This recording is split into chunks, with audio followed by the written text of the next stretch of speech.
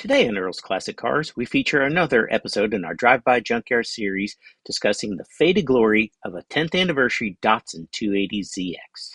All right, guys, so here we are. Not only are we doing a Neighborhood Classic Edition, but we get a mini Drive By Junkyard Edition. Yes, absolutely. How about that? So, Fred, what's going on with this one out here? This looks like another anniversary 280Z, am I correct? It is. So, this was a push-pull or drag it home.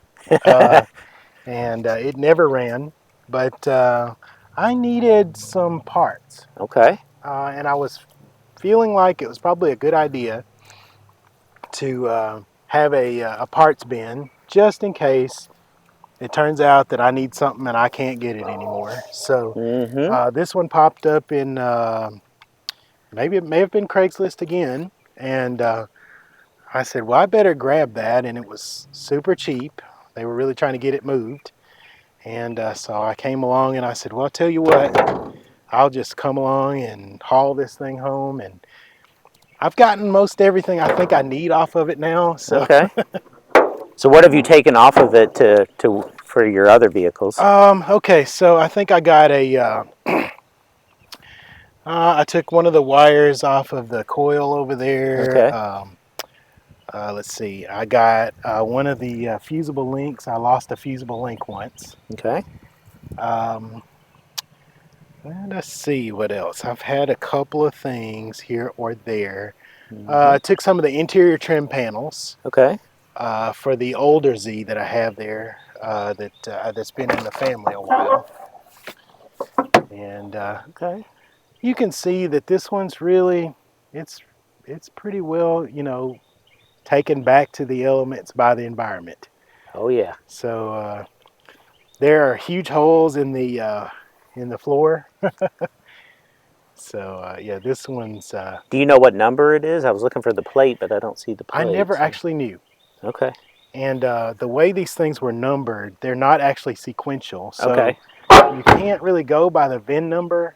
Is that because they kind of went back and forth between producing the anniversary and the regular ones? Right. I think they probably had a kit, and when an anniversary car came through, this kit would have the serial plate, the anniversary stickers, the badges, and that were all gold badges.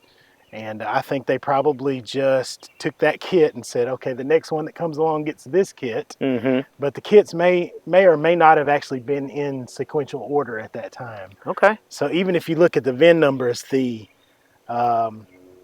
numbering is not necessarily in sequence. There is a page on the internet where some loyalists went after a project to start to record the serialized cars. And so there's a register. Okay. And you can see in the register, it's like the engine numbers aren't sequential, the body numbers aren't sequential, but you can look straight down and see that, number 1001 and number 1002 weren't necessarily built on the same, in the same order. So that was kind of it was enlightening to see that, because at least you know.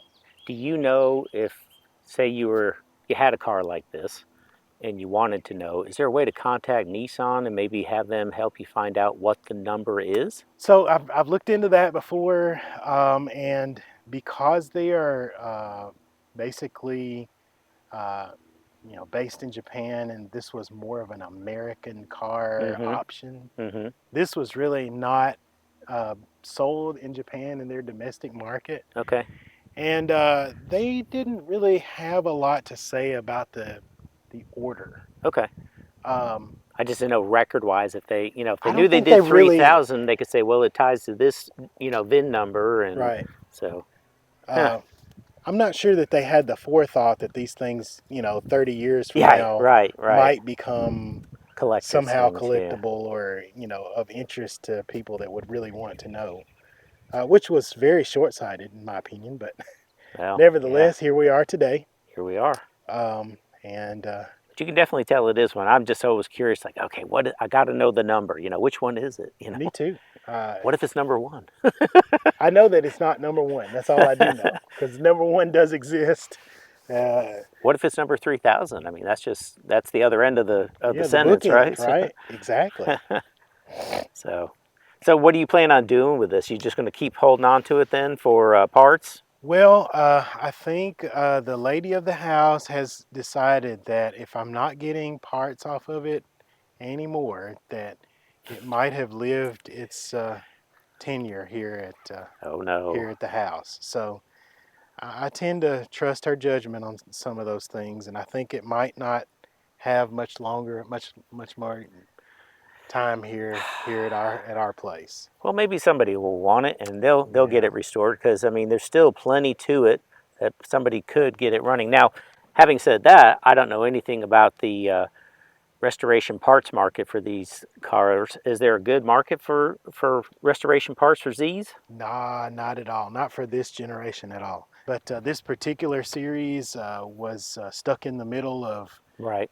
you know, desirable and not necessarily as desirable. And they made, I think there might have been as many as 250,000 built between 79 and 83.